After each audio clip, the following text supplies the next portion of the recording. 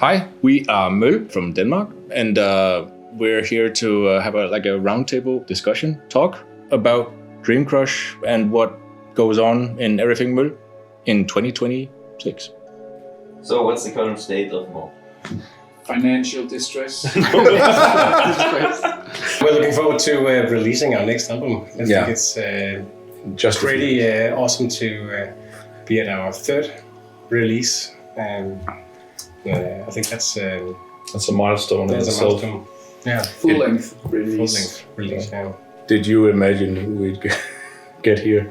Here at your apartment. Yeah, at my apartment. No, yeah. Well, we always end up here, but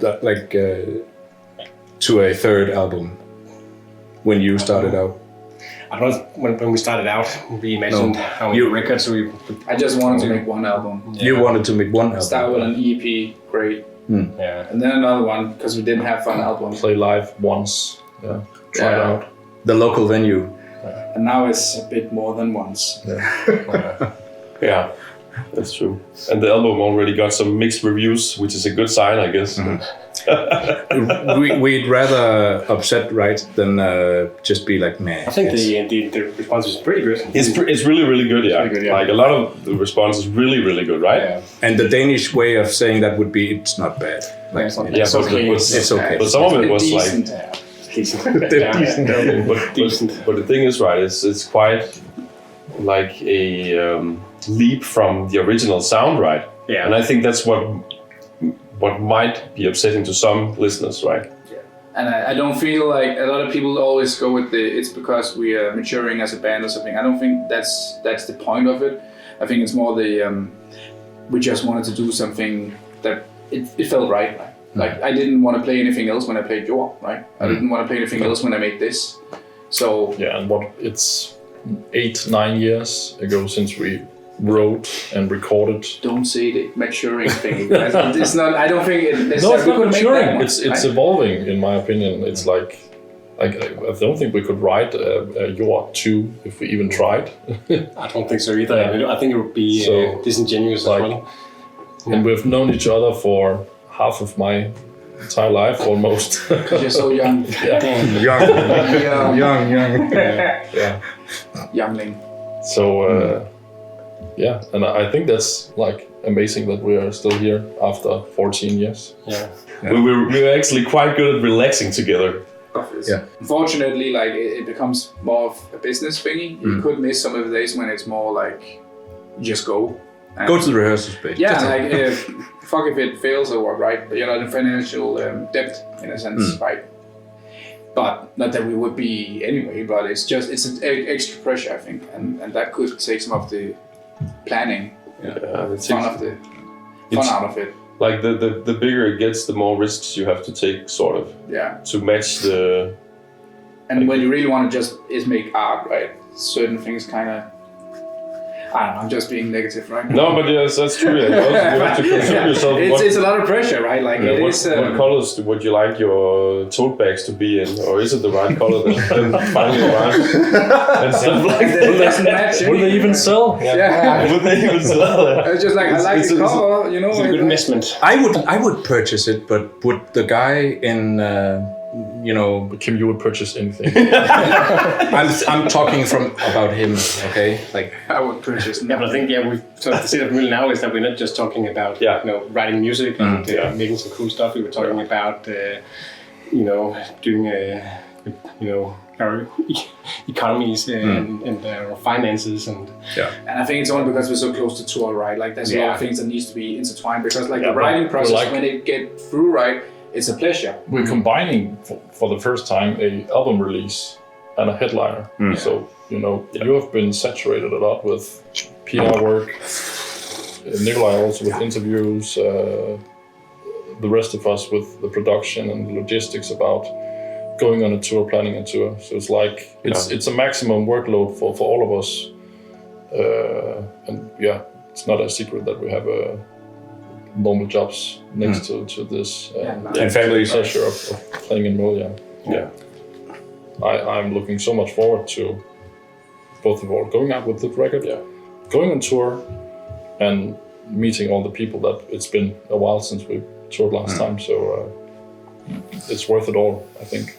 As soon as you get in the fucking van, right, and you drive, it's You like, can lay down. yeah, it's just like, Close the curtain. it's just like release. You're in the bunk. Yeah. You can open the book or the controller or whatever you'd like to open and just relax. Man, I can almost envision it. And let the driver take you through Europe in peace. I just had like 50 bills before. Well, that's a struggle for when you get home. Okay. There's no bills. It's not my bills, it's our bills. There's no bills in the bunk. No bills in the bunk. That's a good point to ask what the future will hold for Mel. Well, I think some kind of sustainability. I think sustainability that, at least creatively, I think is really important. Whatever we're gonna make after this one, I think it's so hard to think. You know. But we've never had a plan. No. About, you know. I think we're gonna open it up more. Yeah. That's my idea, that we can I open think up. we have a new constellation now, which could provide all sorts of different ways to go forward. For the foreseeable future, for me that's only maybe the next year or until summer. We hope we have a lot of opportunities to come out with this record, to play live, to talk to our fans. I think that's for me the most important thing. I hope we get out and we experience sharing the art we make, right? Bringing joy. Around the world. Live, love, laugh. No stop. More music, more records. I hope. I really hope that we can continue this like artistic level and keep it going. I don't think I would present anything if we didn't. Like, I'd rather just stop it. Yeah, I think the creative thirst, or at least wanting to do something, is always what should be motivating us. I think when we don't have anything left and are, trying to do, if we ever try to do ourselves, like a rehash of an old song, then, I hope that we stop way before that. Keep the bass line. Yeah. So we don't have I don't think no one in this band is able to actually half-ass anything. So we rather don't than half-ass we will something. not put it out, right? Yeah. I mean, so that's simple as that. Yeah. So hopefully we will be able to keep the artistic bass line. Well, it'd be lovely to keep making interesting stuff with you. Yeah. And if we don't make anything interesting, we should just stop. Make it out of love. Love. And Live. pain. And laughs. What hopes and concerns do you have for the future?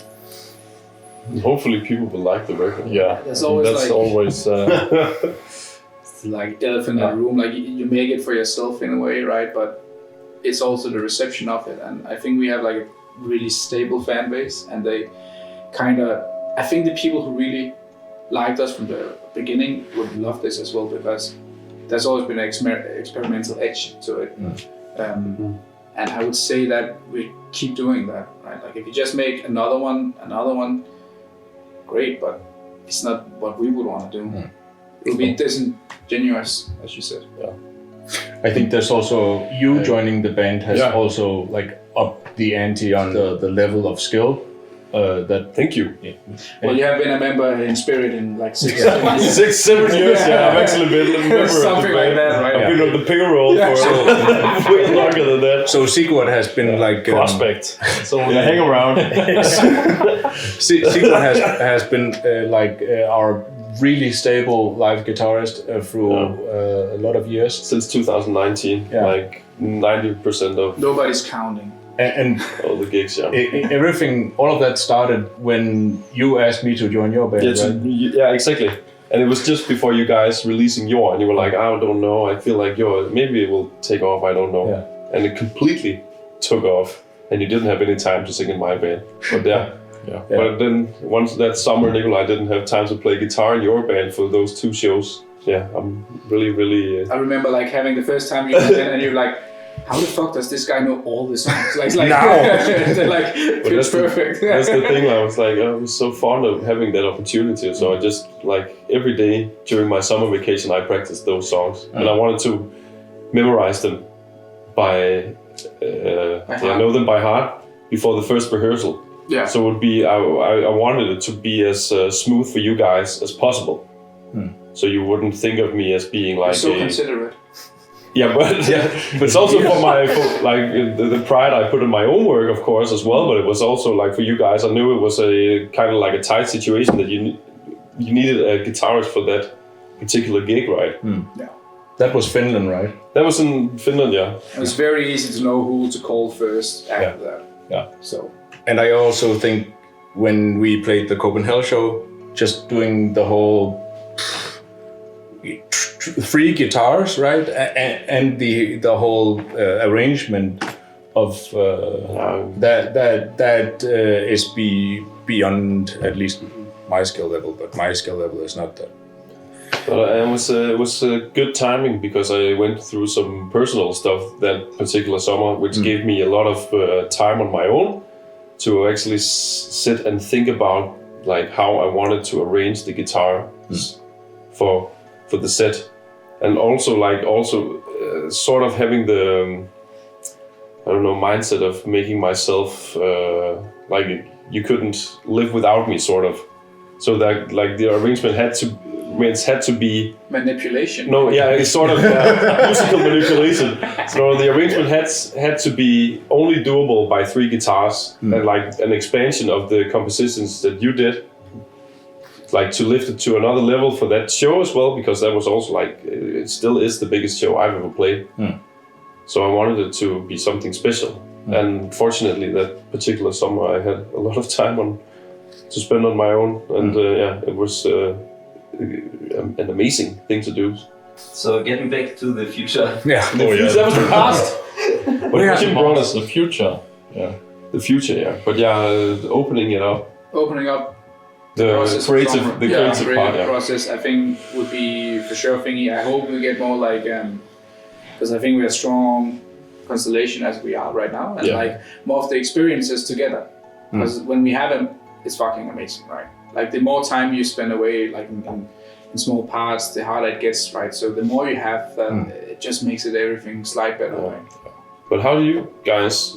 Or we will find ourselves at the front line of World War III, the 5 of us together. Oh my God. I mean, we should serve. We're all fit. I have something I do hope for. Like, World War III. No, that was the concerns that you. That's the concern. But we're just gonna walk onto the plane blindfold, and then we end up in Odessa.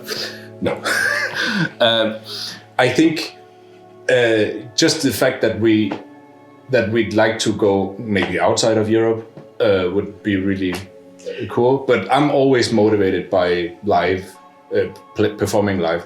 And I feel like these 4 years preparing for the album 4 years. Yeah, since the It's been a long since Diorama, like I think we've evolved into something at least also live setup wise that's like really fine tuned, and it feels more relaxing or more enjoyable in many ways because you just lean into the orchestration of a concert, of a set. Yeah, but what are the concerns about that? I think my main concern is that I think we've always been good at improvising when the technical stuff fucks up at least the way to play it's together. Experience with it. Yeah, we have that now, and it's like we can solve pretty much any problem. Yeah. We're flexible as a band, and because this constellation is very flexible, that's the same word I just used, right? But we know what to do, and we know how to navigate it. Yeah. I wish we would I like to see the world more in this band, and that's one of the benefits of it for me. And I hope we can continue to do that, and even with outside of Europe. Yeah. That would be cool. Yeah. That's a hope. But there's also the concern is also like how the world is like closing in on itself, sort of like everyone. It's not the best of times right now. The concerns for me could also be like the logistics and the business part. If it will overshadow the creative drive at some point. If the stress we feel about getting the merch restock in time, paying the bills for the carnet, all that kind of stuff, whether that will like overshadow the joy that we have of actually playing music and playing live together and creating new art. So we are kind of whiny, right? Yeah. This is going to be a very whiny interview. Yeah, No, but it's important. It's real feelings, right? Yeah, Like, that's the it's a blessing and it's also a fucking curse because it's not getting easier. No, it's getting harder the more successful you get, right? But Suffering from success. that's not what I meant. Yeah, right. That's not what I meant. We all, as like Holger said, we all have day jobs. Yeah. So it's not that. But I think like over the years we've gotten more like aware that we actually need to spend time outside of doing band things together. Like the trips that we've had to your summer house, hanging out. It can easily become a work for us, and if we don't also like maintain our internal relationship in the way that be good But friends. That's the thing which is for me most challenging doing this is that we are doing a business. The five of us also being friends, and that's sometimes challenging because we know each other so very well, which is also why we do not always have the filter on when we say something. Yeah. And then we are, I think we're all, for me at least, I think we're all passionate about it. I think if we didn't care, if we all of us just said, we wouldn't have been here anyway. Yeah. Then I don't think we would, I'm referring to maybe some of these arguments or heated discussions that we can have sometimes. On chat! Nobody would be asking us these questions. But the thing is, like, also the band, like a lot of the time, it exists in your pocket in a messenger chat. So like also while you're trying to also manage your Kids. for you for your part your family life and for you as well, Nikolai. So like meeting up in person, it really becomes clear how important that is as well, right? And also like that's my concern is like to it's always there. keep a It's good never, balance. It's never off being in a band, right? You always have someone or something to take care of, and Especially up to this kind of tour thing. Yeah. That's the stressful part. Yeah. Anyway, next question. That was Mel in general. Yeah, we bicker. No, we don't. No, we don't. I think We actually... have a good time But together. maybe you should add like a question. What do you hope for with Møller? What do you? The only positive question, like Only positive. no more bills. Yeah. Like, how, Yeah, if you could dream, then... Dream, no nightmares. Okay. What do you want with Møller? Yeah. What do you want? I would love to see more of the world. See more people in the world and experience it and play the art that we've made and have a good time doing it. Get some great coffee, have some great memories, get some good pictures, like memories, because it's what matters in the end, in a sense. That's Such a hedonist. Yeah, Yeah. I No, love. that's Yeah, so true. and I totally agree. At least with the touring part, we get to share this as these things, these experiences as friends, and I for damn sure would rather have that with my friends than with some strangers. like a company. Yeah, like, we've also met people who do it as a day job, and I don't think I would necessarily like that. So there's still passion in it, right? Like, it's a passionate project. Exactly. If it's just like you did it because you wanted money or whatever, fame or something, I wouldn't fucking It's do the it. worst idea. It's the worst It's like, idea. It's because you want to do it. Yeah. It's I want peace in my mind and I want a lot of money. I'll start a band. cryptocurrency, baby! Invest in milk coins right now. No. Well, how does Philip from Hexes do so much touring? He's passionate. That's how he That does it. is passion, though. Yeah, that's true. It's fucking He passion. also works on the side. Yeah. Save some. Passionately working. Passionately working. Or working passionately. Next. Yeah, what are some themes of the album? It's about not being crushed by the weight of playing in a band. No. That's a horrible sales pitch.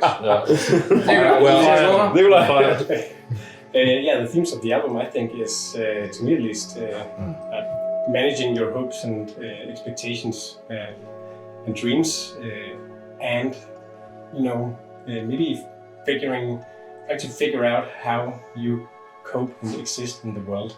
As a middle-aged white guy. As a middle-aged white guy with no privileges. Privileged middle-aged white guy. Exactly, but it's How to human. how to be a white guy. Yeah. Okay. Stop it. Sorry. You ruined it. It was a good sentence before that. No, I think it's about managing hopes and expectations when they meet reality. At least to me that's what it kind of represents, and coming to terms with how you think that the world, or how that you might act in the world, how your hopes and for the future might not necessarily end up being what happens. Yeah. So go with the flow. It's also a great conclusion of what Møl is, or what Møl has tried to be so far. It's 5 guys who started out in a practice space a long time ago. Or two guys writing. A lot of, for me, really great opportunities, and had a lot of nice experiences together. Yeah. But it has been, managing all these. Exactly. I think one of the things we talked about also was that you can always hope and dream for the next big festival slot, and but then what are you going to do when you've played that? What's the next dream going to be? It's like chasing the rabbit kind of thing. So I think for me, but also life in general, not only as a band, of course, but I think it's something that relates to everyone, right? What makes you wake up and do stuff? Yeah, but what happens when you achieve what you? Yeah. So I think with music and so on, it's for me at least, you can hope and dream for to make a deal with a record company and do a tour, and you can go on festivals. But at the end of the day, it's sort of the creation part, at least for me, that kind of is at the center of it, like the passion for music and sort of reminding myself why is it actually that we are doing it? It's because we like music. Yeah, exactly. But I think we're also, or at least we have managed a lot of the things that we actually dreamed, or I dreamed of. We're on a small record label called Nuclear Blast. We played a lot of tiny, nice fucking records, and we played a lot of great festivals together. If you told that to 15-year-old me, I think I would have imploded. Mind blown, right? Like you look at those bags and you see these videos of the bands you used to follow, right? And then you're kind of doing the same thing, and that's like, I think part of it is the sensation, like you did it, right?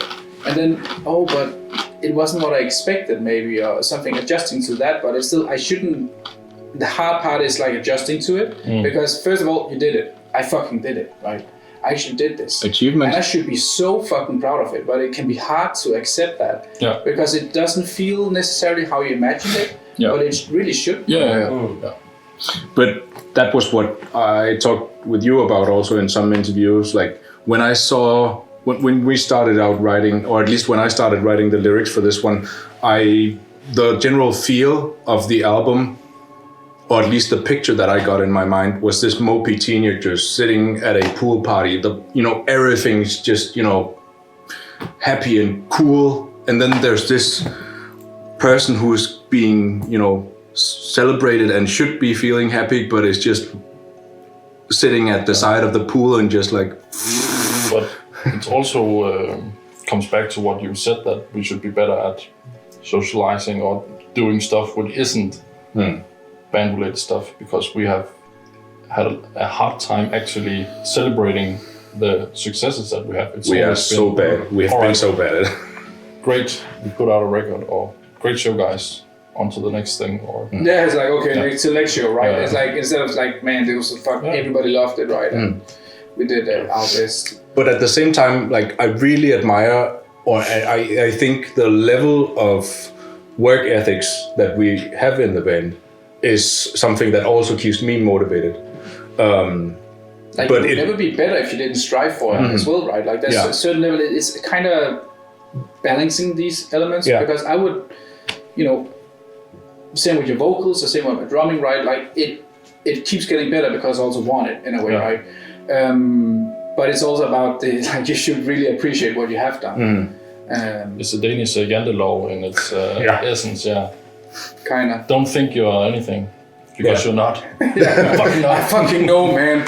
Give me some nuts. Do you practice doing blast beats at 200 BPM just to say that you can do it, or do you do it because you want to add it musically to a piece of art? It's like sometimes you see like that video of like a guy playing 350, beats per minute. Like, why do I even play drums? Archfire. It's like, like I guess I shouldn't play drums at all.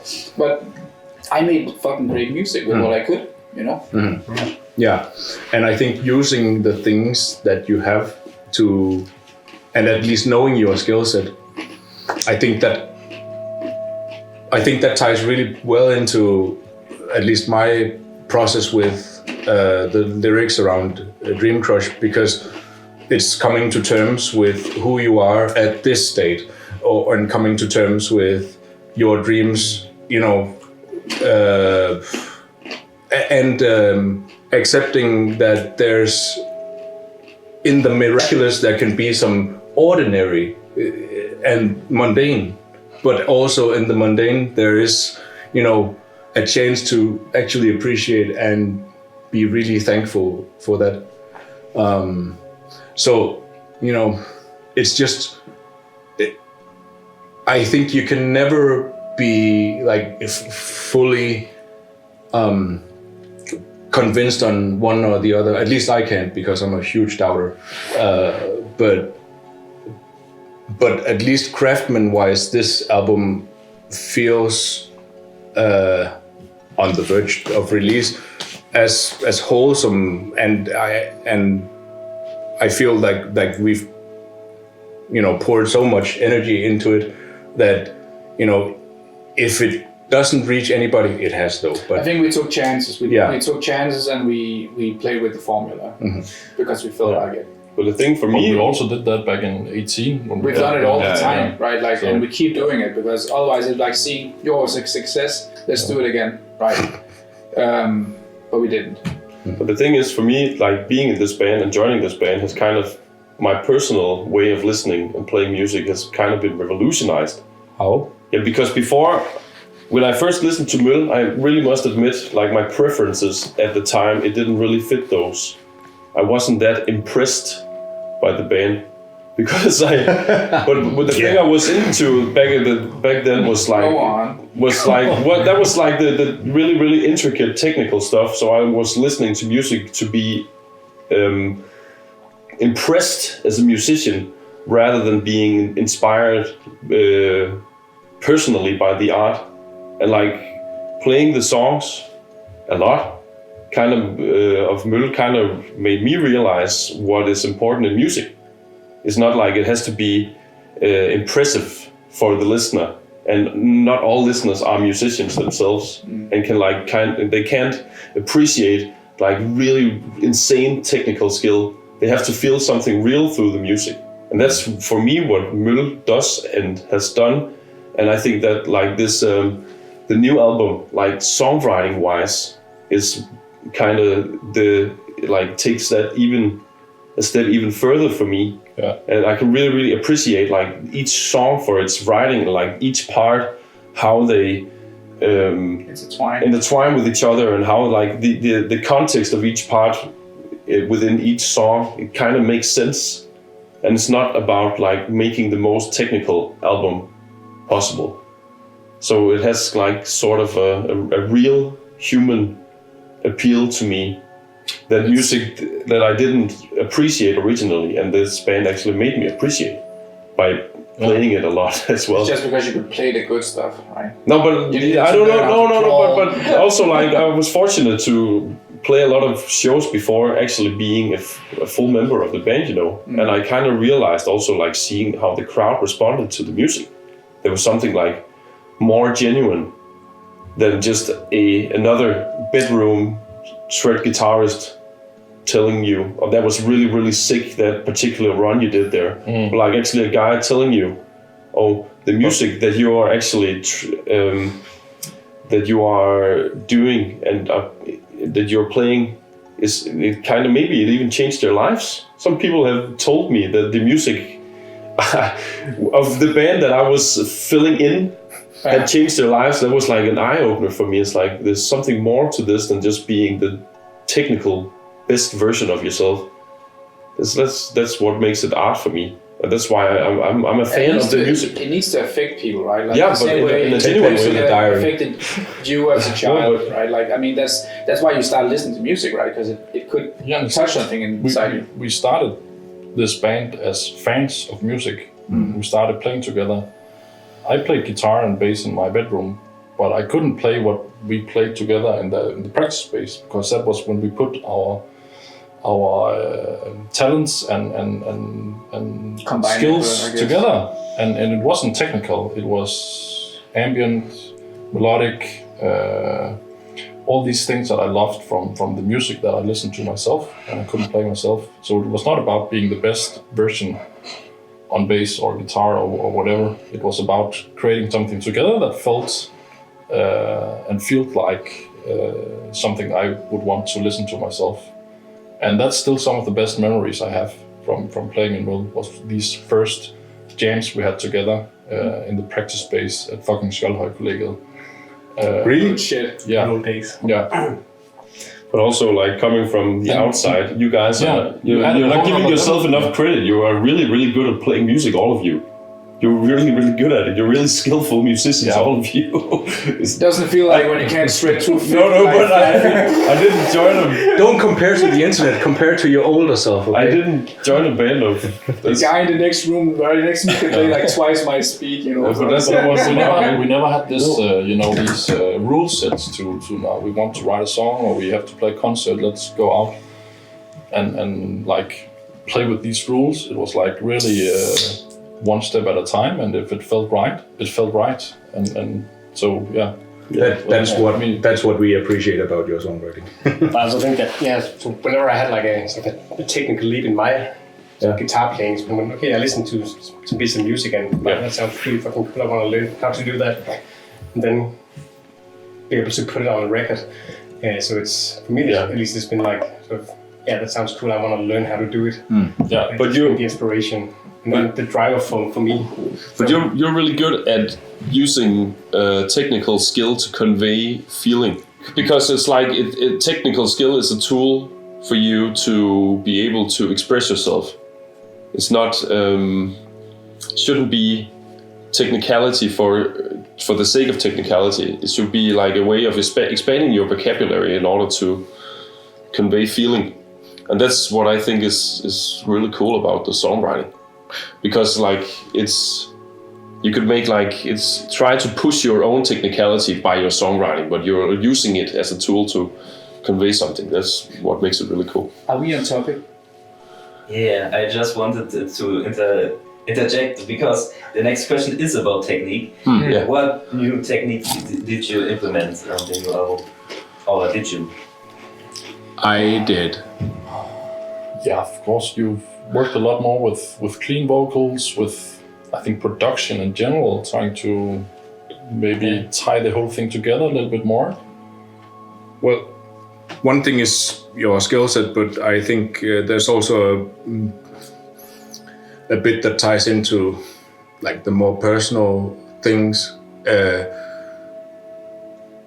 Like I've never felt really good at singing, and just the fact that I have gotten to develop that skill in a way that I feel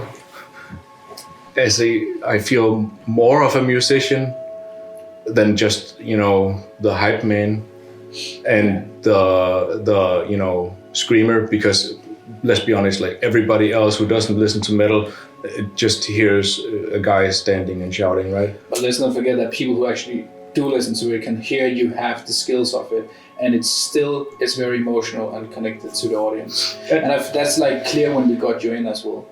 But I mean, definitely clear vocals is a different level, and it's a more naked level. It's very vulnerable, and I think I've always used screaming as a way of masking, blind rage or anger is a top motion.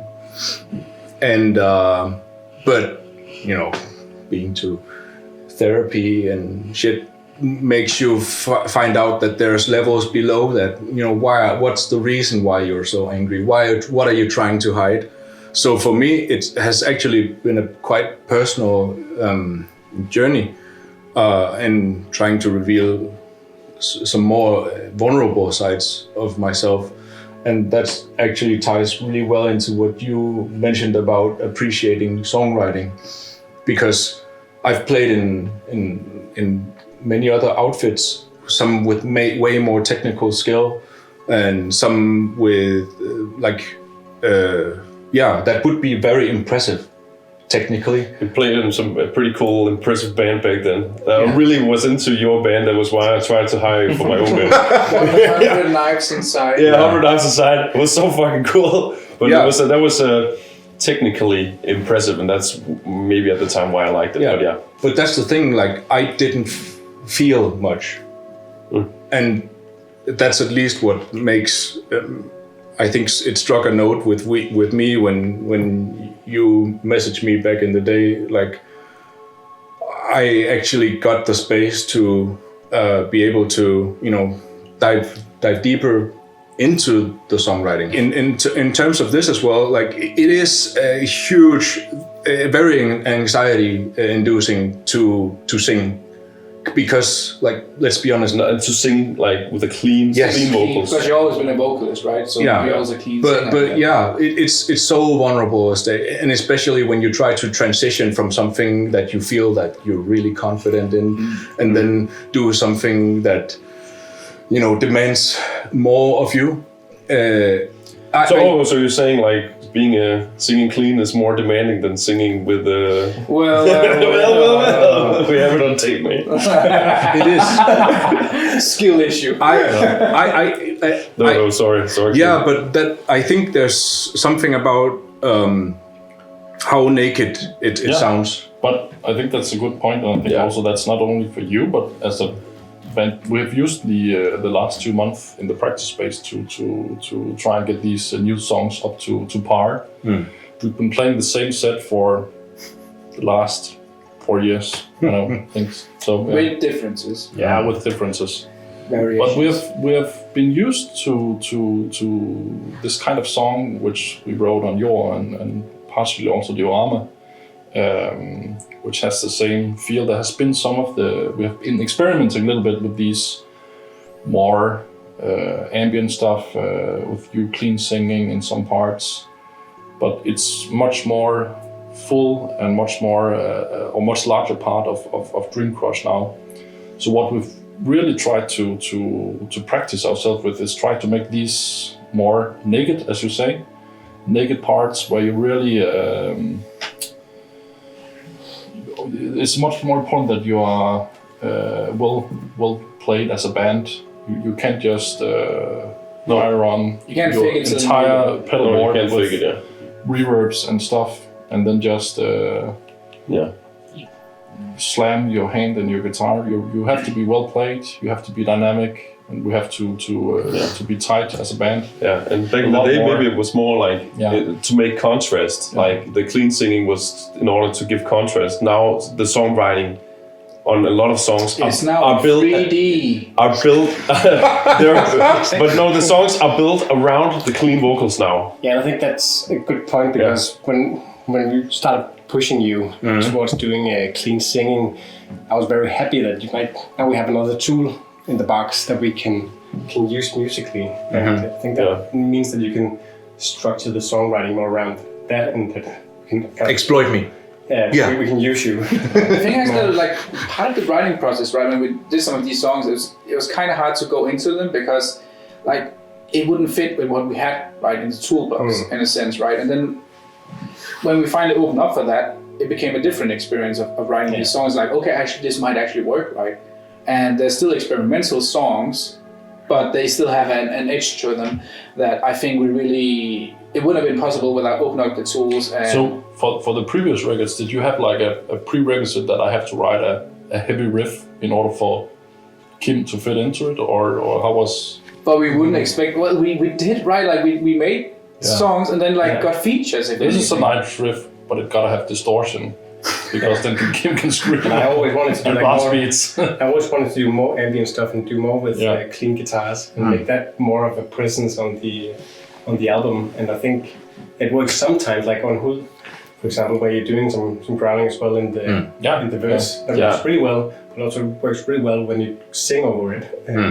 And I think I want more of that clean stuff because sometimes it can be a bit how do you say it in jittery when you have like a clean section coming up and you have someone growling over it. Yeah, we kind of want to avoid that topic of like clean. But that's one of the reasons why I stay out of choruses, because I feel choruses is so metalcore. Yeah, we're not afraid of having the growl as like the selling point as well, right? Like because a lot of the metalcore. Melodeath, right? The thing is was like you need to sing clean in the fucking chorus. That's what sells the album, right? Like, it's like no, that's not. Your screaming is perfect, right? As it is, it's just another tool having the cleans at it. And we also had cleans on both Jo, if you remember that, right? And Diorama, but it wasn't necessarily you delivering it. No, we had people out there. And this way, it felt more natural, and we had just a bigger, broader toolbox to work with. I think it started with Diorama and feeling confident because I had to fucking learn the things I did. Yeah, like in the booth, like Ture was like, do it, you make placeholders, you do it. And that felt really scary. And you produced. Yeah, but at least for me, it was way more a mental thing, like a mental struggle. Because of my low self-esteem around that part of my instrument. But I think taking that leap of faith has improved my confidence in general as a musician. Can you name some specific inspirations on the album? Yeah, a lot of different inspirations. I think Deftones is a good start point. I think they're doing a lot of the things that I like with combining metal with shoegaze in their own unique way. And going back in history, at least my sort of background, also been like Mew has been really inspirational for this record. Rest in peace. Yeah, rest in peace. The two first albums, to be particular, right? Yeah, Fringes and that was actually the first one, so be careful what you say. Sorry, sorry, I'm so sorry. So that's how I can remember. Fanboy. But Fringes and Glass Cannon Kites. So those are some of the best records made in Denmark. Yeah, maybe like ever. Don't question it. No, I'm not questioning it. I totally agree. Yeah. I think that their way of sort of writing both like a track like Am I Right No has that kind of journey where you're not really ending up in the same place that you started, and that's like one of the things that we've done a lot with our opening tracks, for example, or also some of the other tracks, of course. But you don't have to do the traditional verse chorus. People nowadays actually are more maybe open to not that song structure, because I think you get saturated so much with that in particular. So something that actually itches, scratches another itch instead of just going AI generated music. Yeah, exactly. That's right. Yeah. But actually, this album is kind of AI generated. You piece of shit. No, You did it yesterday. it did not touch it. No, but the album is, in a sense, there's a few songs that are like kind of unusual, but I think it's the way how we mended the styles of the songs, because a lot of them actually goes with the A, B, A, B, C, A, B. Like me and Nikolai really like that kind of music, and for my inspiration, it's like Deftones for sure, but I heard like a ton of Simple Minds, like Alive and Kicking, stuff like that. Really. And like the way how they use these kind of simple tools to make like an amazing sound picture. I think that was like, harmonize the shit of the guitars, right? Like Simple keep Mind. thinking, like repeat this fill or something like that. because it sounds nice and it can give the feelings that you want to recreate with the music, and so it's not in that sense like particularly progressive or anything like that. It's actually more simple in certain ways. Yeah, we have always like, I mean, it can be a challenging listen, so I get it why we're as a band not like appealing to everyone, because it is again music that is written for our own sakes, more or less. Like we find this to be a nice fit for the song, and it fits. So what was the song that was hardest to complete? What was the easiest and what's the biggest disagreement? The easiest song was Young. The hardest song. Wait, what? No. Okay, let's first go with what was the easiest. What was the easiest song? Yeah, what was the easiest song? That's a good question. I don't know. I think all of them took quite a while to make for me. I think we always go through different versions of them. Depends on how many copies you have on your computer of the demos and different versions. Yeah, I mean, previously you mentioned Young, but the fun part is that's in a song that is... It's one of the hardest songs for the record. Did you say hardest? Yeah, I made a joke. Fucking suck at this shit. No, but it's alright if you disagree. Yeah. Oh yeah, you said hardest, yeah, I thought easiest, but I mean it's also in a way that you wrote that song originally in like 2012, at least the idea of it, like the essence of it. Yeah, but when I finally started working on it, I think, and tuned down the guitar and we got like a new sound to it. It was written quite fast and it was completed quite quickly, but it took quite a long time. What made it hard? Like, what are the things that makes it hard or easy for you? I think since I thought it was easy, I think it was kind of like, I don't know, because I think Nikolai had something with it all the way back then, right? And I always wanted it to be done right, because it was stuck in my head. But do you think it's like is it like a mental thing that you have a vision of how you want the song to be and you just can't find it on the fretboard, or? Well, since I don't, I think when I write, I usually try to, maybe I have like the chorus part down, and then it's figuring out what comes next, and the what comes next part is difficult. Yeah. What fits, and I think what I tend to do is make a lot of different versions of what could come next or come next after that, and that process can take a while. So. And even that original demo, right? Like we used an A part essentially that is stuck on the final version of it, and then like a C part, which I also really enjoyed of the original thing, and used it in another song, right? Like Crush, right? That at least an element of it, because I think it's a lot about choosing the elements and then getting the right places where they deserve to be. And like Nikolai is an amazing songwriter. I mean, he makes a lot of totally amazing things, and then it's sort of like gluing it together, right? Like that's the hard part essentially of making a song, right? When you have the good elements. But what about when you like dismantle those? Like, you must have, I know you do have like sensibilities, like, okay, this song was really good, or this thing, and then like how do you come to? Well, I think the hardest song for me was probably the first song for the album. Which one? Which was Små Forlis. I mean, that was the first song we started writing, and it's the second album. It doesn't have a video or as a singular track, but that was the first one where I was like, okay, we'll really try a different approach on this, and we didn't kind of know where to go with it. And I think it wasn't too long after DREAMCRUSH it was first started, right? Yeah. But it took forever. Right? It took like 3 years to finalize it, and when it's done, it sounds great. But it's a really hard song to finish. I felt, at least with Små Forlis, that when I went to the studio and Chris, he was like, try do that, that, you know, that kind of drive. That's when it clicked for me, because before that I was like, where's the nerve in this one? But like, it's interesting because I've also, like, some reviews mentioned that song and some other songs as well, where I was like, okay, none of those were singles, but you know, that's what makes it for some. Yeah.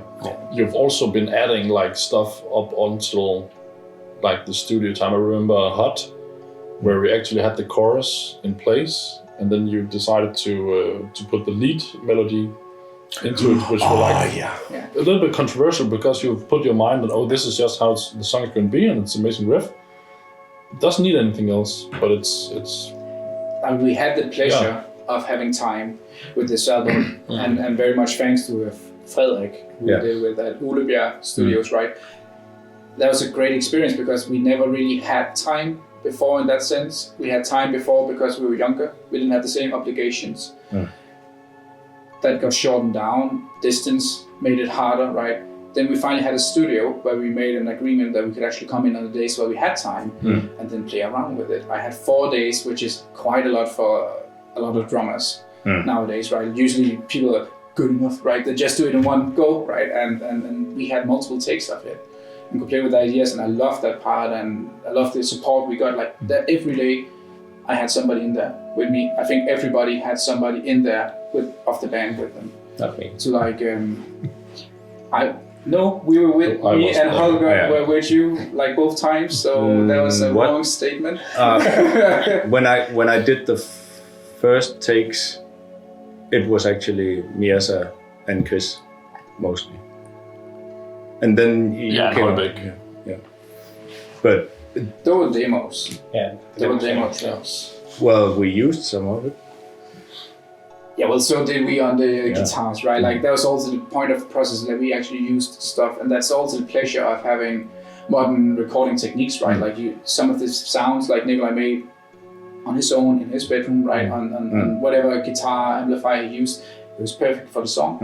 And it's just like we can't really recreate the magic that happened in the moment. We don't know how to the same setting. We don't know what to do, so let's use it, right? And I think that's what we did with the first EPs, and that's also some of the great sound of those, right?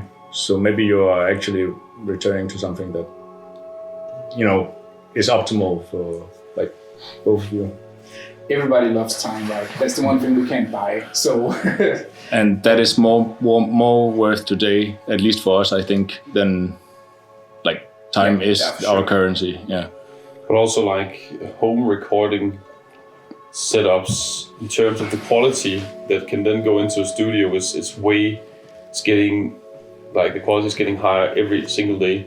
Yeah. So you can actually record studio quality sounds at home now, right? Yeah. So you don't have to recreate on a different amp or something when you get into the studio. Yeah, the clean guitars on Smoke Felice is like a model after a twin reverb in my Kemper, and recorded that, and that made it onto the record. We tried to do it. We couldn't recreate it, right? Recreate that sound that I So you just did it on the Kemper anyway. We did it on the Kemper. Yeah, but if that's what works for the song. Yeah, exactly.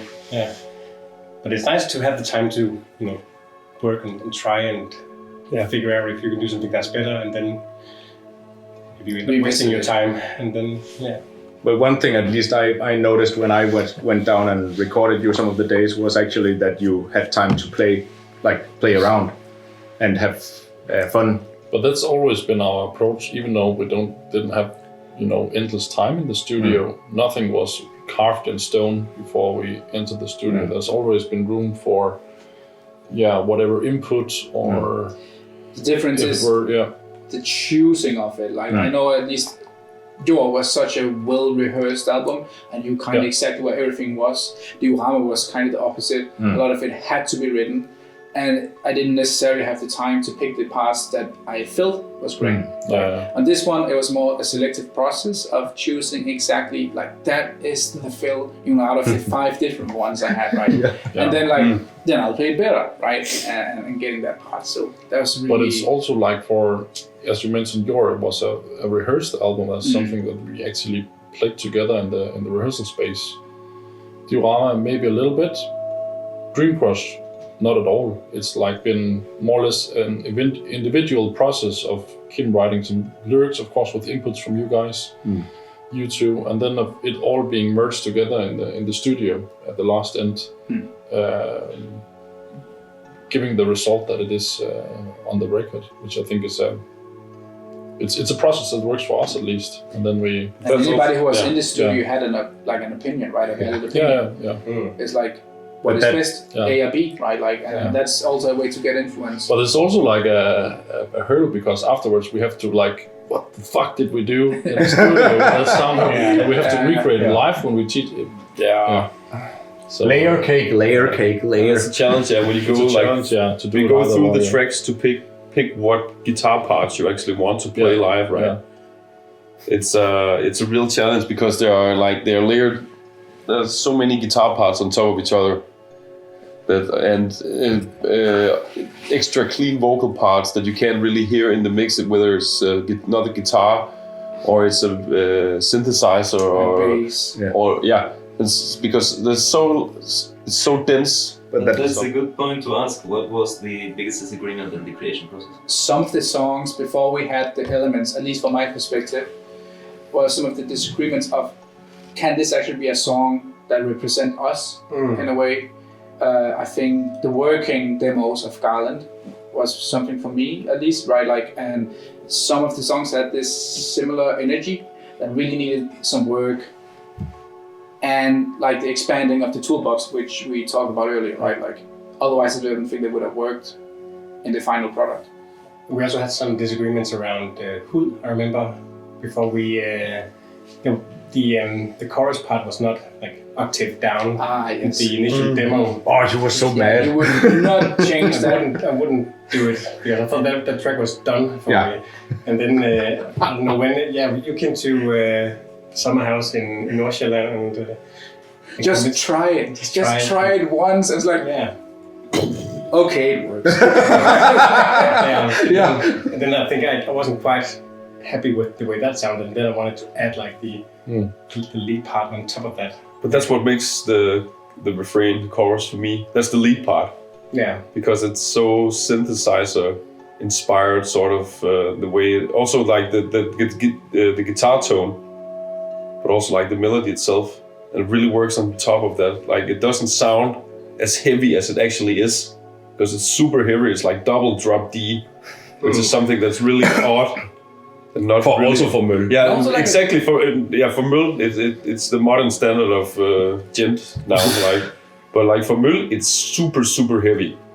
But kind of, it still has like such a big impact. But like the lead melody kind of ties it together. The tools we have, right? Like we could, right? You wouldn't normally just tune it down in the middle of it.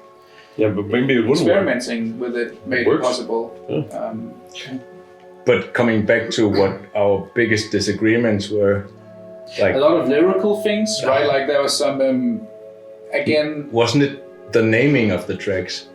Okay, yeah. That was a big Now I remember, like the naming of the tracks. That's a fucking hard one, right? Like that's really.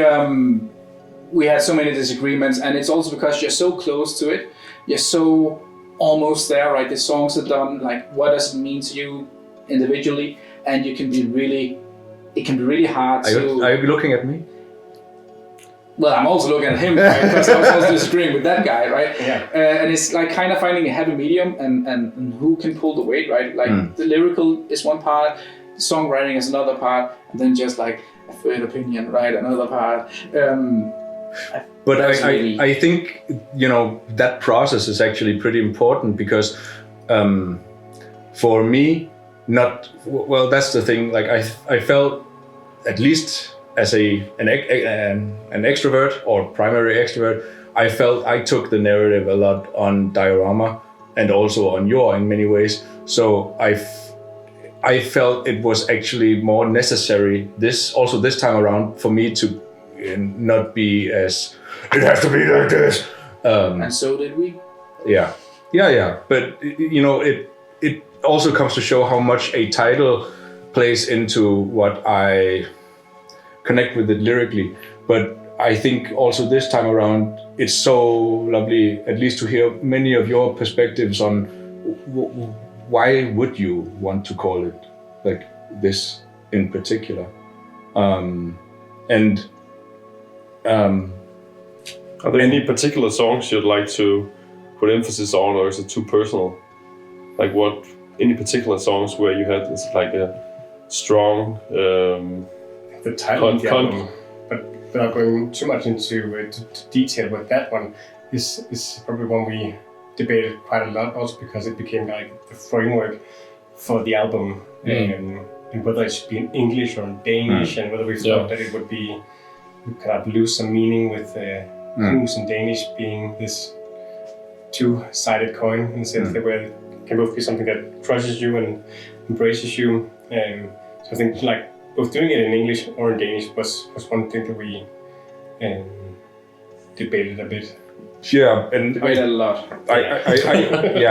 But I think also that also comes to the part of taking ownership of a song or of an album, or feeling like, am I, at least for me when I write the lyrics, are people gonna judge me specifically for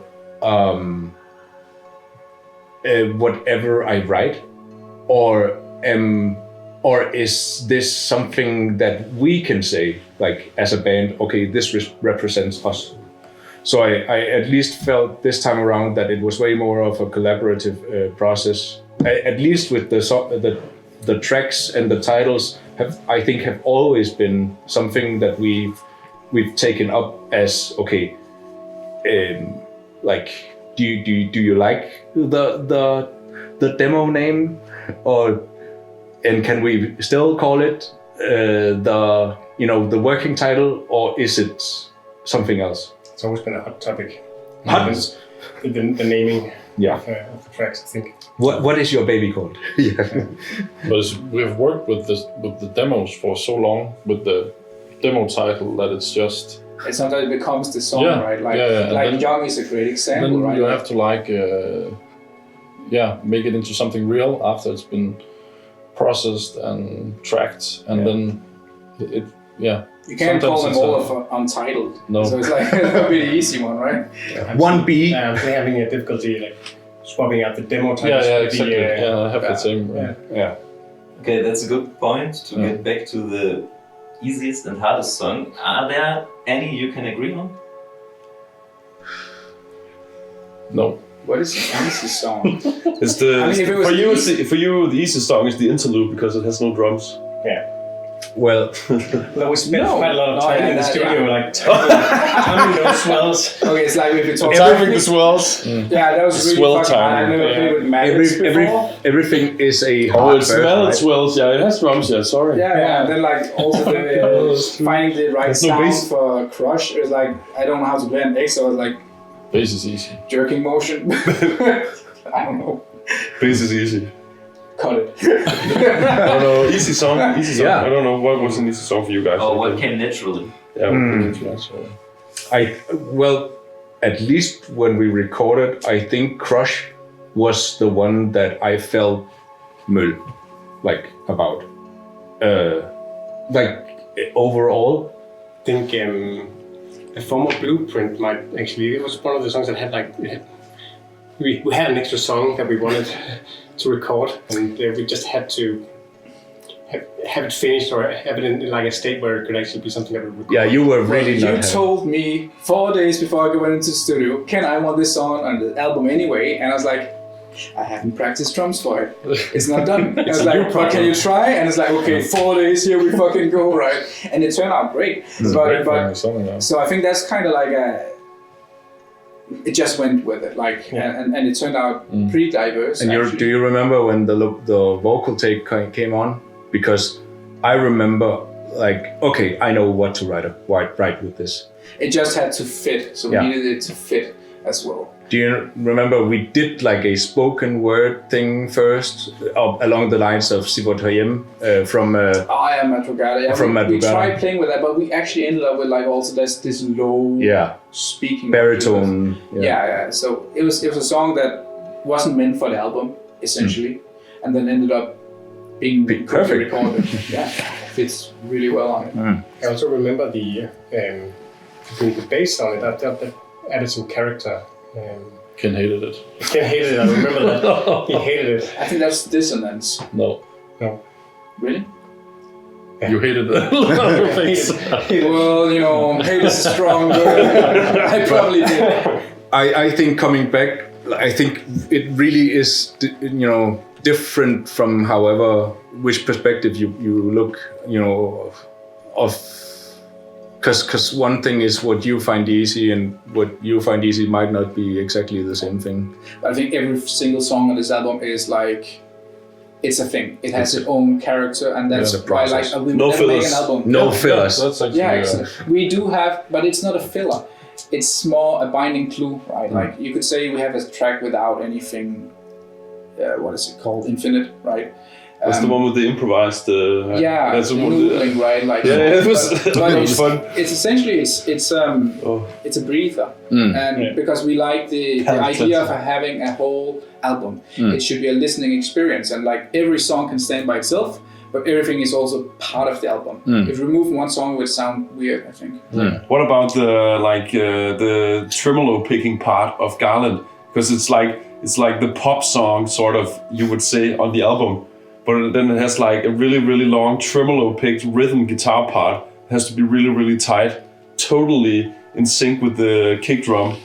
That must have taken some time to get super tight while recording. And I couldn't make it I couldn't do a good recording, so Holger did the guitar. So Holger plays guitar on the what is it called, the bridge section of Garland. Yeah, the rhythm guitar. Yeah. That's Holger. And the version Young. They call him Fast Finger. Yeah, Oh, exactly. the version Young as well? Yeah. We'll take a break. Yeah, so That's cool. yeah. Okay. The last album question was how the cover was made. Oh yeah. Name dropping. Here we go. What Yeah. now? Yeah. Yeah. Okay. How was the album made? The album was like, we usually use The cover. the album cover. Yeah. Usually we make it with Jon Gottlieb, who worked on the last few albums. And we wanted to try something else, and we reached out to a lot of different artists, and one of them we ended up with was Daniel Owens. Dale Owen. Owen. Yeah, but Daniel Owen. Nemesis design. Nemesis Design. Yeah. And we had a few ideas. Some of them were, we took inspiration from, what was his name? Emil Nolde. Yeah, Emil Nolde, right? A picture we saw, Junges Par, I think it was called. It's like a vinyl cut. Vinyl cut inspiration, yeah. And I always like that from, I guess, seeing, I don't know, what is it, Las Vegas original cover or something like that.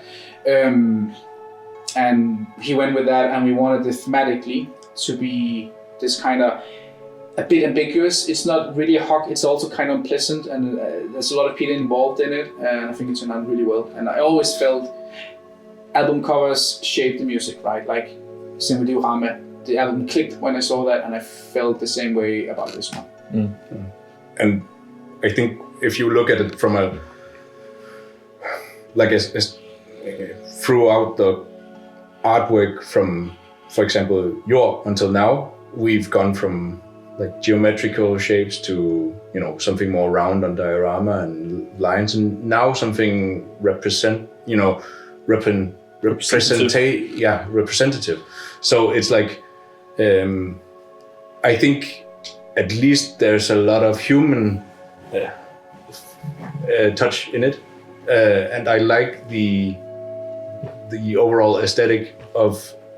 It's visually more apparent what it is, right? Like from the first glance, but it's still up to interpretation. Yeah, and It's still kind of abstract, you know.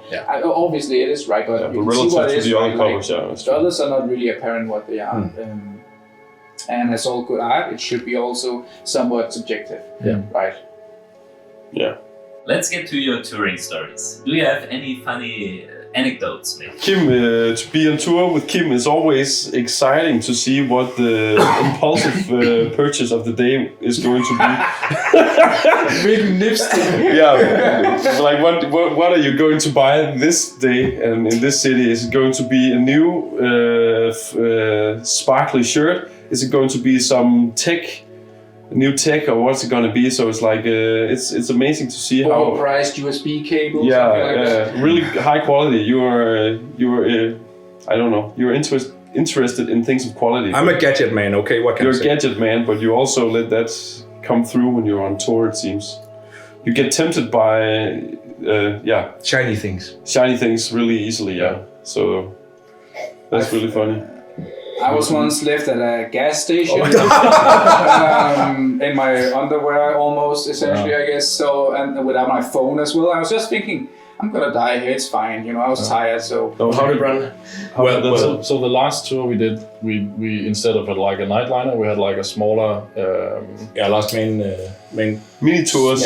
smaller van with again bunks. So it was like and there was no toilet in it, which was like a huge pain point for guys above 30 to piss like several times during the night. So we had these like natural gas station stops during the night, and Ken, you just like woke up, rolled out of the bed, half asleep, put on your jacket, and then went to find the gas station toilet. And then Auntie, our driver, I was like half awake in my bed. I realized that you walked out. I was like, okay, fine. Auntie will probably wait for you to come back. And then I get the feeling that we're starting driving now. Okay, Ken did not enter the bus. and I did not. Yeah, so it's like a few seconds of me trying to just grasp in the middle of the night, half asleep. What do I do? Because we went to the motorway. We went to the so Highway, yeah, and we had Louis, our tour manager. And my first reaction was very immature. I just started laughing. I could not. And you were going through all the emotions. I was at the acceptance point. I was just like, fuck it, this is it, I could not breathe. I was And I don't know if it's like a coping mechanism. Hard cope. I had to wake up Louis, who then, serious as he is, had to tell Auntie that we missed someone at the gas stop. So, and you didn't have your phone with you or anything? No. Like, we had to hope that you were still there or didn't? Yeah, I mean, I was just sitting on the curb, like, whatever. This is fine. And I think like 20 minutes after we like circled back and came back to the stop and you were there and it's like...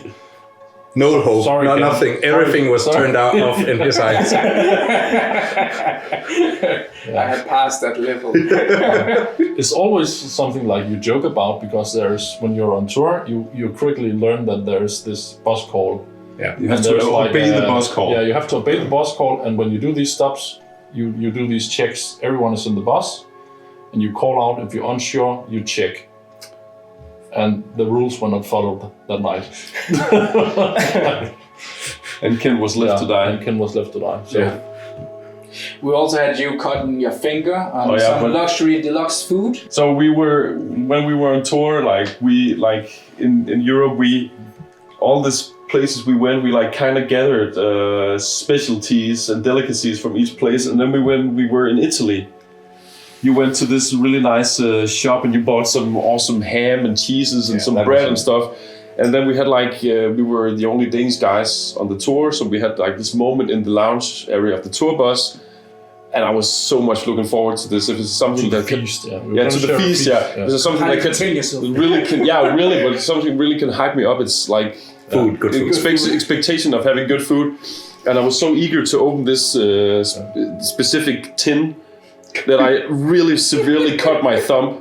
Yeah. But I didn't realize at the first point, so I just wrapped it in toilet paper and I just feasted. And then I woke up the next day and it was basically severed down the middle. And it hadn't stopped bleeding through from being wrapped. Yeah, my first aid was not the best. So we had to go. You went with me to a private hospital in Switzerland. Luckily, we were the most cheap place to go to a hospital in the world. So I paid 400 euros for a guy to put glue and stick something in my thumb. Yeah. Didn't they give you some funny words? Healthy boy. Healthy boy. No smoking, no nothing. You'll be fine. And I paid for. You couldn't play for two fucking. I didn't play for two. Yeah, you had to do with a digital version of me, and I was in the merch stand, and I had to do the laundry of the entire bus and to make myself all the useful. Other stuff around it, make bacon trucks. I've never been so miserable in my life. Actually. Yeah. But then I went on. I played the half the set with one hand. Yeah, you learned that pretty well. Yeah, because I was like, I couldn't. It was torture, like standing in the merch booth and watching you guys play with my hand wrapped in, in bandages. Yeah, that really sucked. Boy, yeah. Well, I got a really great tour advice from our friend Justine Jones in Employed to Serve, and she was like, because I asked her, is there something essential when you go touring? And then I forgot that she's British, and so she was like, you need a kettle. You need a kettle to get some hot water. And I never used that kettle. No, the common thought was like every fucking place has a kettle, right? Like we're going to venues all around the place, right? Like we have a kettle and you didn't use it a single fucking time. That kettle was in the way constantly. And like all the other stuff you bring. Like all the gadgets you bought during the years, you bring them all and you can't stand them. The printer and the toaster. The printer, the toaster, the portable coffee grinder, the portable espresso maker, the Steam Deck, five controllers, the Oculus Rift. Fuck that shit. Yeah, Oculus Rift, cell phone camera stabilizers, and like all the stuff that you bring. I have Ken. That's amazing. Tell me honestly, I have improved over the years. You have improved. Thank you. You've learned. Thank God. Yeah. Well, should we like the time where you almost beat me and Holger up? You almost kicked our ass. You were at your limit. Yeah. So I think we had like a passport. I have the. You have a good version of that. Like when you go to England, you have to have this carnet, right? The list of all your equipment. We become quite immature when we're tired. Yeah. So we start making, and like on the tour bus, of course you help yourself, but otherwise it's every man for himself. Teamwork. So when you cross into to UK, of course it's not like you can sleep in your bunk. You have to get on a ferry, and before you get on the fucking ferry, you have to go through passport control, which is usually in the middle of the fucking night. You just played, and you maybe slept for 2 hours, and then you have to get up, stand in a line. It's cold outside. You can't find your passport, shit, and there's border patrol yelling at you. And then on top of that, you couldn't find your passport. I had slept on it, so it was fallen under the mattress. I had put it where I knew it was, right? So it was gone. And you were up doing the. Then I had these great friends, like I'm about to die from anger issues, and then two of my best buddies are like, "Oh, why didn't you just remove your fucking passport? What's the problem? Are you stupid or something?" Yeah, you went floating. And I was like, I was ready to kill in front of all the police, right? It was not a good day for me. yeah. But I think there's always that, like over the years, I think it's gotten better, but we always have a fight, somewhere on the tour. I mean, you just have to go there all the time, right? Well, I'm like, are we done now? Have we done it? Like, was that the big fight? And are we gonna continue on? Like every good family. Yeah, like every good family. And what's the favorite song to play live? I mean, Roma is always a nice song to play. I think I love Photophobic for the dynamics, and Vestige probably for the energy. So all of the Blink-182.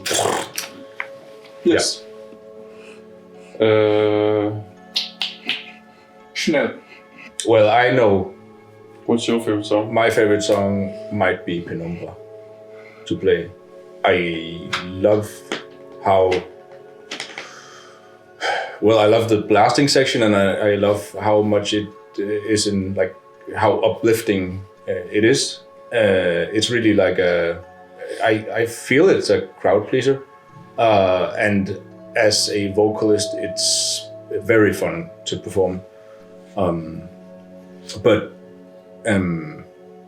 Yeah, other than that, I'd say like Vestiges is really, like, it speaks to my inner like hardcore kid. What is the worst song to play live? Worst song to play live? Or the hardest maybe? Vestige, hurts my leg because it's a single foot like da da da da da da da da da da. It's pretty intense in that regard. So having that as like one of the first songs is always a struggle for me. I need to warm up. Mm-hmm. For me, the worst song is Broma because it means the show is over. Yeah, but it's true actually. When you've done a really good show and you know it's the final song, it's like, no, I don't want to get off stage now. It's so fucking amazing. Yeah. Everything good comes to an end, right? But I really love to play Broma, but it's a love-hate relationship because it always means that the show is coming to an end. I think if somebody hits the first notes wrong in Penumbra, that's the worst song to play live. It's no longer played live. Penumbra. Yes. The first notes. That's why we've solved it. Yeah. No notes. The first few times we played by tour. It's also like when you're nervous and the show is about to start, you know you have like a minute maybe on the guitar, where it's just the guitar. And you don't want to fuck that up. All eyes on you. All eyes on you. Yeah, and I remember I didn't want to do that for Copenhagen because it's really. It had been a while since I last played that song, so that's Sigurd. Oh, that was just seriously, it felt like when we played that song at Copenhagen, it saw that like an ocean of people, you know. Yeah, and I was like, my hands felt like I had them in ice water for 2 hours, and I had like mittens on them, and the guitar fretboard was this big. I was so fucking nervous. And it's not that hard. It's really technical, but it's but it's like all eyes on you. And if you play guitar, you can relate that if you have delay and effects on it, and if you make a mistake. It rings for eternity. Yeah, it rings for eternity. So there is no room for error. You suck. You suck. Oh yeah. So that's actually true. But if I said no, if I would have said no, maybe you wouldn't want me to go with you. I practiced it. I just remember that it's been a while since I've been on stage, and I just couldn't handle doing that. For and the first time. It's the first it was the very first thing of the set. So like the very first thing to happen on the set in front of that many people. It's like an intricate tacbooking. Hope I don't miss anything. It's the same thing with Storm, like dum, dum. That's dum. easier. Yeah, but somebody still. I fucked it up. I fucked it up as well. And that also rings for eternity because the notes are so long, right? So you can't really correct it. And back in the day when you didn't have Kempers and we had to like tap in the tempo. Like Ken had to do first count. Yeah. And then it's like that's wrong. You would hit like the correct BPM and it would be all desynchronized and off timing and a lot of ways to fuck that up as well. How do you decide on the set list? Are there any disagreements usually? Yes. There's usually a lot of disagreements. I think we have, as mentioned before, also we have like toured with the same set list for a lot of years now. Like a mix of diorama and your songs. Now we had to like create a new production around the new songs, DREAMCRUSH, while also maintaining some of the old songs. It's always like, and I think that's from the very beginning of Møl that we have really had a vision of playing live. It should be like a immersive experience that we really think about start to end, middle point, to bring the audience through it, to have this so it feels natural, the way that the songs. It has to be an emotional journey, and it's also different. Like it's different than they are on the records, of course. So we mix and match a little bit. How we feel and how we play things live. It's a challenge to incorporate new songs because they stick out in a certain in a different way, right? So I think it's an interesting challenge to incorporate these and still provide the audience with the same ups and lows, right? We've seen it from other bands that we saw. I saw Deaf Heaven when they were only doing blast beat songs. I saw them when they were doing the clean vocals from what is that album called? Infinite Granite. Infinite Granite, right? And a totally different experience because they mix it up in the perfect way, right? So that's what we're working towards now to give. But I think And at the same time, we also think about like stuff like brakes, stamina, voice control. Not playing Vestige, the first song, said right, like So You then, need to warm up through the set, have a natural progression, and while you play a very physical instrument. For us, it's like from here to the fingertips. For you, it's your whole body, right? it's my knee, my shoulder, my bum. But you put your but still, like you have to. Stamina is also a big factor, right? Yeah. Important factor. And especially when we're touring, we have to make a set that's both working on like the smaller, intimate stages, and then also for the larger crowds. I think overall, it providing a good experience also in correlation to the other bands actually that we're touring with, giving the audience a good experience. you can shape the energy through the package, right? Yeah, exactly. So, like, we have played with, various black or death metal outfits, and we end up actually, being sometimes the breather. And then we go for a softer feel because it gives a better dynamic of the whole show in general. Yeah, well, if you play it like a death black metal festival, which we sometimes have, it's cool to have like a really soft set.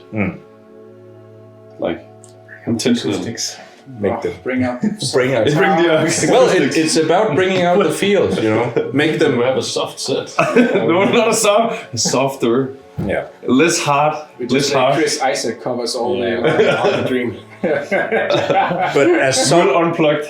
But as soft as you go, the harder the hard parts hit, and that's, I think, But creates it's about creating the dynamic through both the song, but also as a set. It would be cool to play like at a more mainstream festival at some point, right? Like where you have also with the new songs to see if they actually work. It's not been the goal of the songs to make them like reach as many people as possible, but it would actually be kind of cool to see if they could work with people at the more mainstream music festival than some of the death black metal festivals we've also been playing at. So what do you guys do besides Møl? Yeah, so besides screaming and singing in Møl, I work as a social worker. I work with teenagers from the age of 10 to 18. I love my job. I get to do Dungeons and Dragons and all sorts of virtual reality stuff. And that's pretty much what I do. I play when in my day job, and then I play also in my time with Møl. And I'm a teacher at a Danish boarding school, which might not mean the same in other countries, but it's very like it's 9th to 10th grade, 15 to 16 years old. Very creatively focused place with, for me, a lot of music. So that's also my education background. I'm a educated musician, so I'm really fond of having music as my day job as well, alongside playing in Møl. I'm a non-educated musician. I have around 8 to 10 years as a social educator working with children with disabilities, doing a career change into IT and communication now. So now he's a tech bro. Tech bro, stocks. I work as a engineer, primarily in the field of electrical engineering. I've done so for the last 5 years. Private, I have my girlfriend and my 2 kids, which I live together with here in Aarhus. Yeah, and I'm a political consultant at a union, specializing mainly in politics around sort of labor market and labor politics. Apart from that, I live with my family, my wife Tara and my daughter Elna, and soon to have our second child. So I'm gonna be busy with that as well. And apart from that, I like to ride my bike. So I thought we were just doing jobs. Well, you do Brazilian Jiu-Jitsu, right? That too, and I have a wonderful wife as well. Yes. It's bedtime. Nice. You have a wife as well, Yeah. Yeah, and I live with my girlfriend in a little countryside house. I like to play guitar also in my spare time. I also really enjoy riding my bike, so that's something we have in common. And to do more together in the future, I really have an interest for that as well. Yeah. The next tour is going to be just by bike. Yeah, we're going to do it by bike. I'm not going to go. I'm out. Yeah. European tour by bike. Yeah. Yeah. Well, I'm very much into electric skateboards and a lot into coffee as well. But yeah, that's true. But I have way too many hobbies. On nips. Yeah, but I have a lovely girlfriend. She lives in another town, so my primary address is here in Aarhus, but I go there a lot.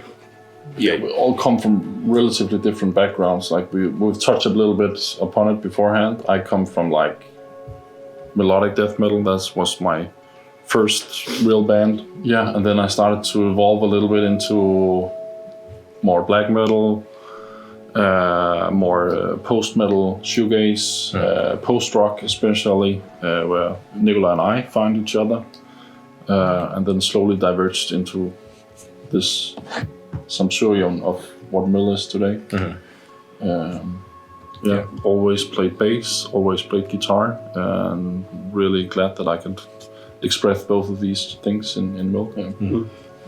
And you are also the logistical Tetris mastermind of the band. Yeah, but that has nothing to do with my music. I know, but it ends up being a huge asset for us. Okay. Okay, fucking cut this. But anyway. Not a very musical background family, but I heard a lot of alternative pop growing up. My dad did listen to quite a varied music, like Pink Floyd, REM, stuff like that, Meatloaf, and then I started delving into the black metal symphonic stuff, Dimmu Borgir, industrial metal, Nemec, and it kind of Nikolai introduced me to shoegaze, my sister to the UK pop, what's called Suede and Oasis, but I started playing late, but apparently that didn't stop me. Yeah. I started playing guitar when I was 7 years old. Nerd. Yeah, and I figured out when I was I don't know, in 7th grade, that I wanted to do it as my my career path. So I have a master's degree from the Danish National Academy of Music, and I have played a lot of different kinds of music besides playing metal, and have my own metal band. I always enjoyed metal, but occasionally I play in wedding party bands still, and I played in jazz fusion quartet as well. That was really cool, and a lot of other projects like theater, musical band. Too much stuff to actually mention here, I guess. But I just love music, and I love playing music, and I love playing metal. That was my gateway drug into having a hardcore practice regime when I was younger, and what got me good at playing guitar. So yeah, just doing music as a career path has been my thing here. So for me, I've previously had a band with Ken. That was how we met.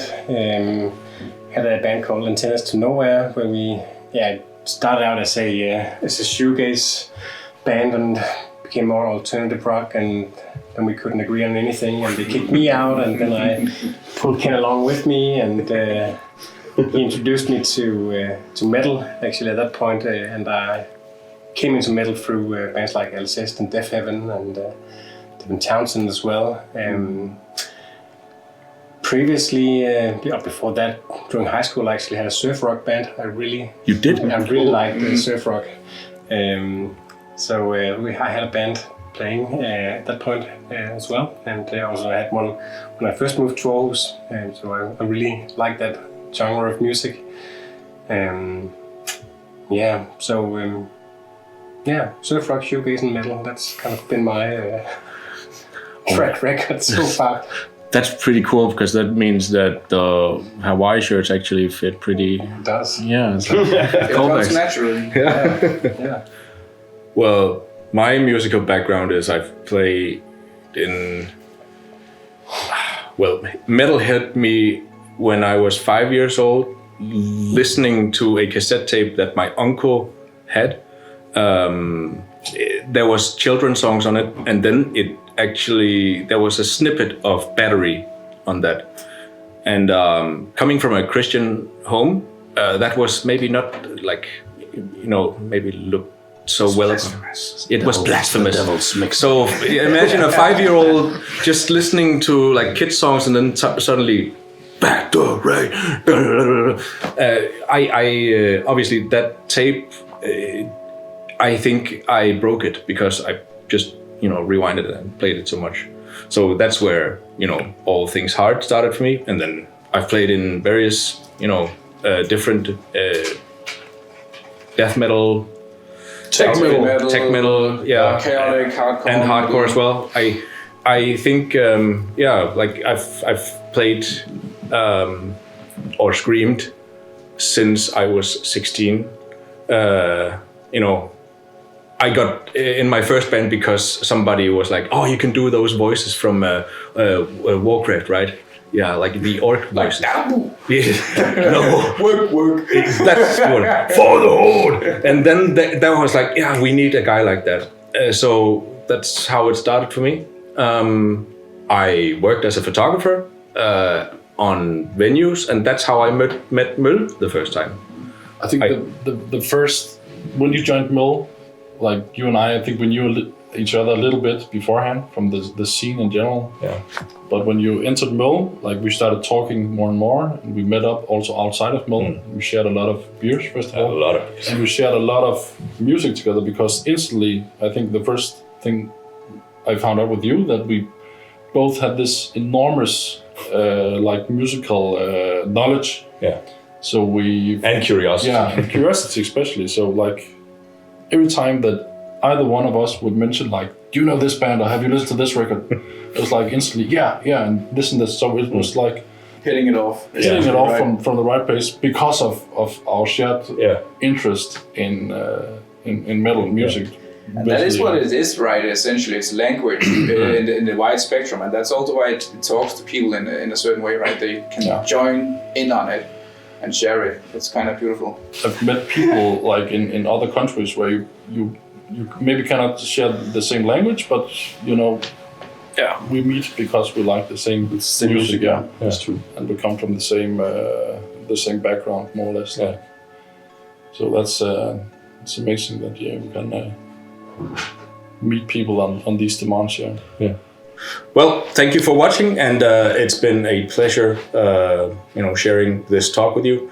You can reach us on our new website, mølband.com. There you can find all of our Linktree profile and merch store as well. If you subscribe to our newsletter, you can find it right there and get more up and intimate with us.